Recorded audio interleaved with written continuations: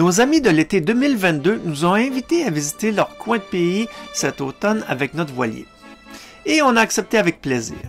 Toutefois, on voulait éviter de naviguer le golfe de Gascogne en automne. Aussi, on décide de laisser notre voilier LSO à Pouvoir-de-Varzim près de Porto et on loue une auto pour aller visiter nos amis, 1000 km plus au nord à Charon et à La Rochelle.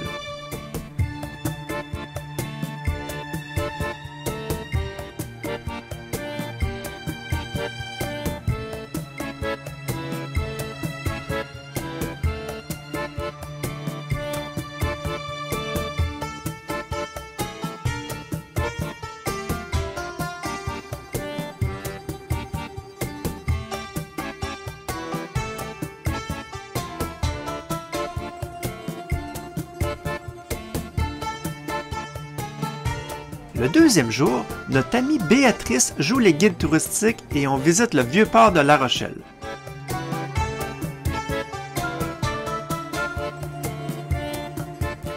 Une amie de Tristan, rencontrée à la marina de Pouvoir-de-Varzim et vivant à La Rochelle, lui a donné une liste de coups de cœur gourmandes pour le vieux port et Tristan s'applique à la découvrir dès notre arrivée.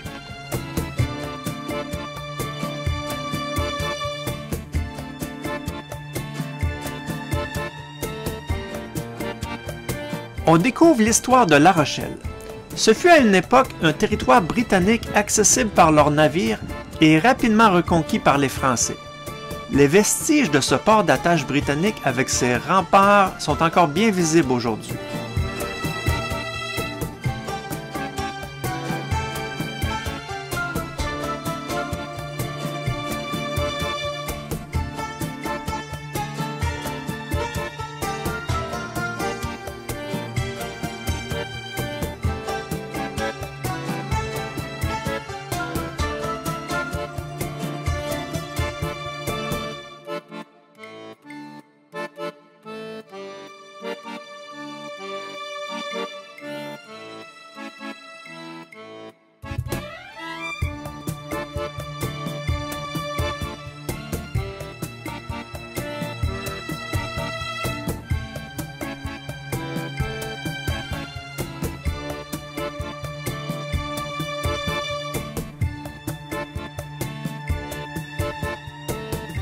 Le Vieux-Port donne sur une baie protégée par deux grandes îles, l'île d'Oléron au sud et l'île de Ré au nord, ce qui en fait un port naturel bien protégé de l'océan Atlantique.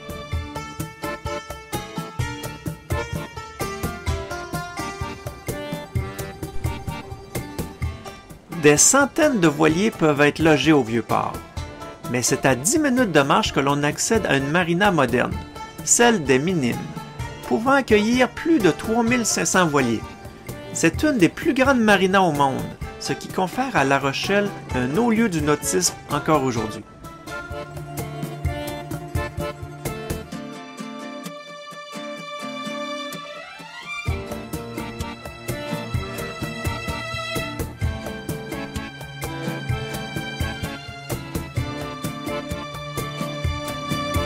Notre ami Philippe, il veut tester une nouvelle voile. On profite de la mise à l'eau d'un bateau de pêche de moules pour se rendre à son voilier. Alors, regarde. Tiens. Ah, le câble, il est grand. Ah, il est méchant.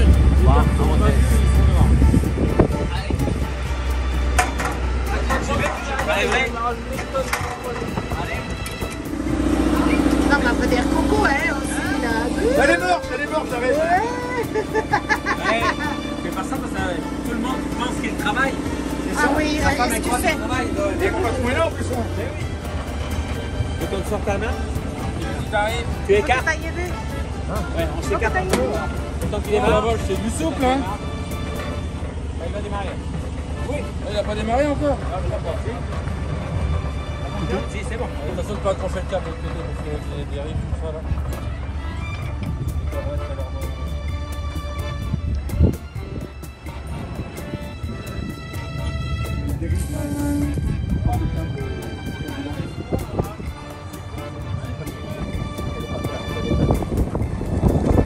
Le petit-fils de Georges, quand Georges a installé ses bouteilles à bord, le petit-fils il dit mais papy, tu crois que les mouettes elles vont faire caca dans les bouteilles?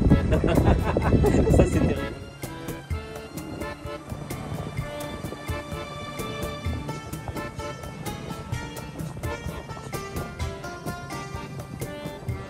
C'est au tour de Béatrice de nous faire découvrir un lieu gourmand de La Rochelle. Une crêperie haute en couleurs de par sa décoration très originale.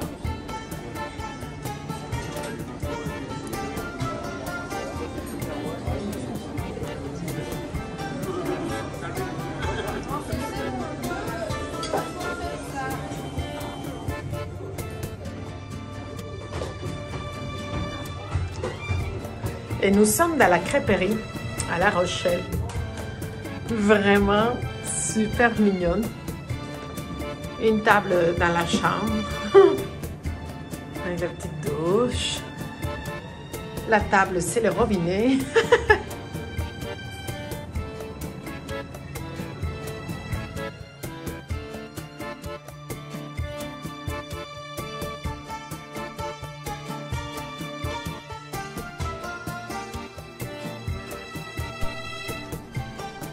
On a l'occasion d'admirer l'architecture locale, dont les fameuses arcades.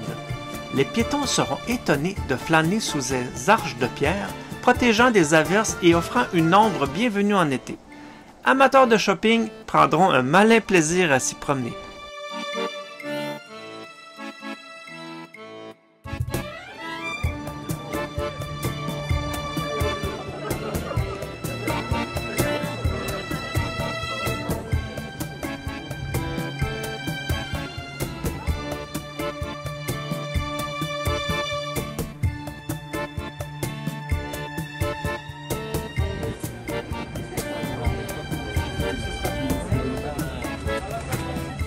On profite de la plage de La Rochelle pour admirer le coucher de soleil et faire un peu d'histoire.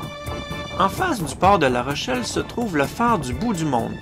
En fait, c'est une réplique du phare du bout du monde de Patagonie en terre de feu, laissé en abandon en 1902, puis restauré par un Rochelois voulant favoriser les échanges entre la France et l'Argentine. Philippe profite de sa passion dans l'astronomie pour nous faire un cours de sextant. On dirait que Tristan a comme objectif de goûter toutes les crèmes glacées de La Rochelle.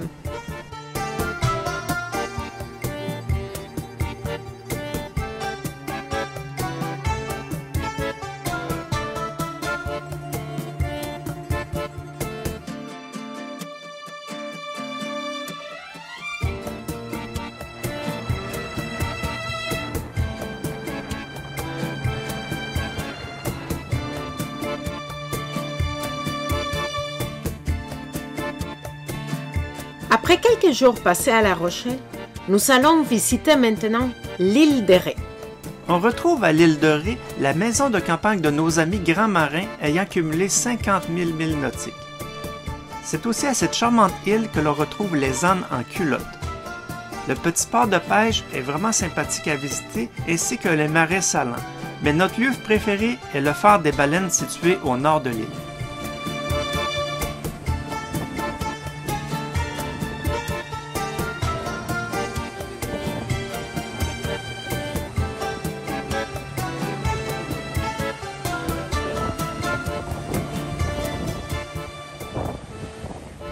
Alors où on est en ce moment, chérie? À l'île de Ré. C'est fou, hein, quand même. Au large de la ville de La Rochelle, en France. Oui. Et magnifique journée. On voit le phare de la baleine, si je me rappelle bien. Les baleines, Oui. les baleineaux en face de nous. De l'autre côté, je vous le montre. Oui, l'ancien phare des années 1600. On revient à l'autre. L'autre Donc, date de 1800. Oui, et là, Toujours ça en fait une semaine que nous sommes ici à La Rochelle. On a laissé le bateau à Póvoa de Varzim, au Portugal. On a fait 1000 km. Hein? 1000 km En un en jour. auto. Et on se retrouve chez Philippe. On a retrouvé Béa, Jacques, Dominique, Jean-François. Des amis de la flottille de cet été. Ouais, et on passe vraiment de super beaux temps et on est content en même temps parce qu'apparemment, à Póvoa de Varzim, Bon, être là, moche, se hein? stationner, c'est des vents de 40-45 nœuds dans les journées. c'est très fort, bouge. c'est 80 km/h. Donc, on a choisi notre belle semaine pour venir en France. Voilà. On vous montrera la suite.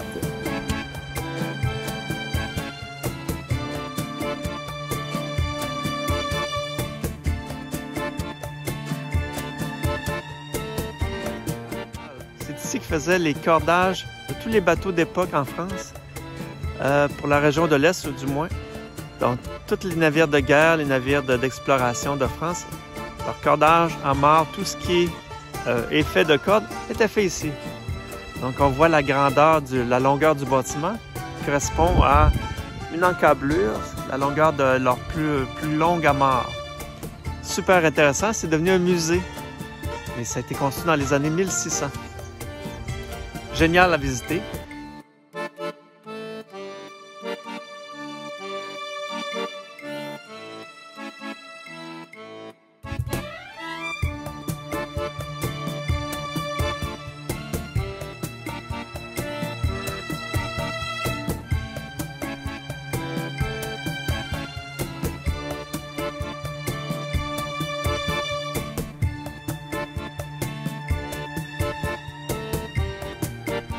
Deuxième étape de la journée, la visite des remparts de Brouage.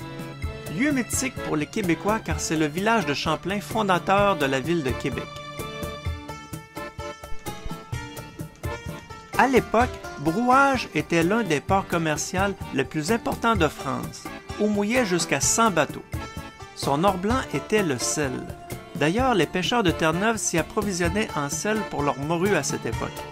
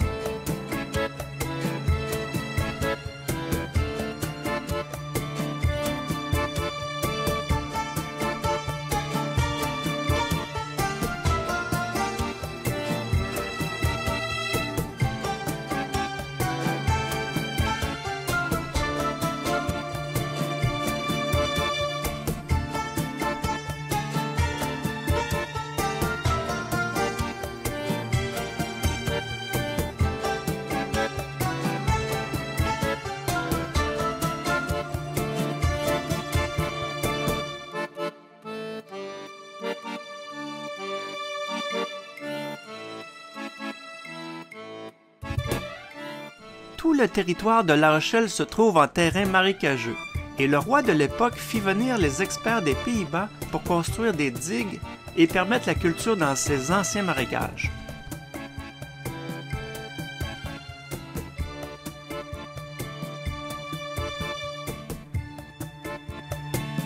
Une partie de la région est devenue en quelque sorte un mini Pays-Bas et c'est au port de Brouage que le phénomène est le plus étonnant. En effet, cet ancien haut lieu maritime se trouve aujourd'hui en plein milieu d'un champ cultivable, la mer se trouvant maintenant à plus de 2 km de Brouage. On est où, mon amour? À la rue du Québec. Mais où? À l'endroit où Champlain est né.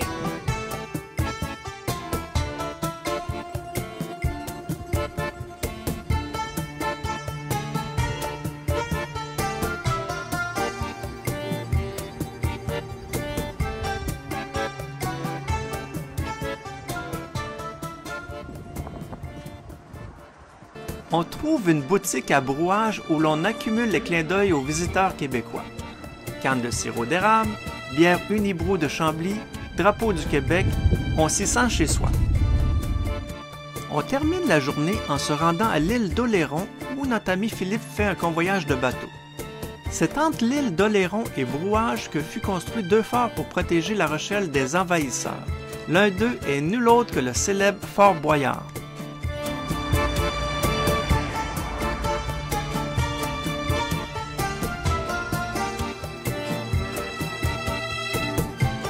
Au nord de La Rochelle se trouve une immense plage où l'on pratique hors saison de baignade, un sport affectionné par les Français.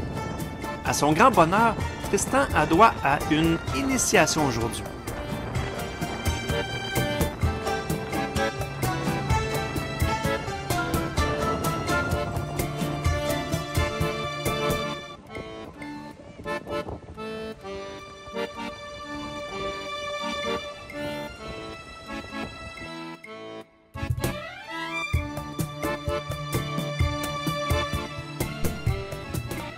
La veille de notre départ, on est nostalgique de quitter nos amis. On se dirige une dernière fois à Charon pour admirer les couchers de soleil au-dessus des berges.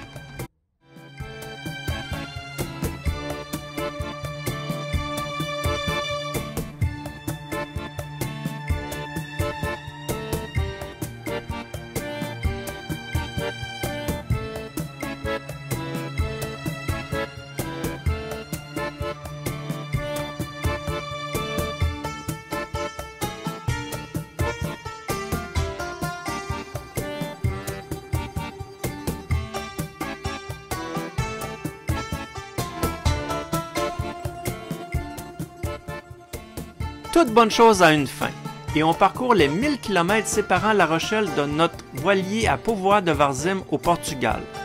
Fatigué, mais heureux de se retrouver chez soi et pourquoi pas devant une bonne pizza italienne.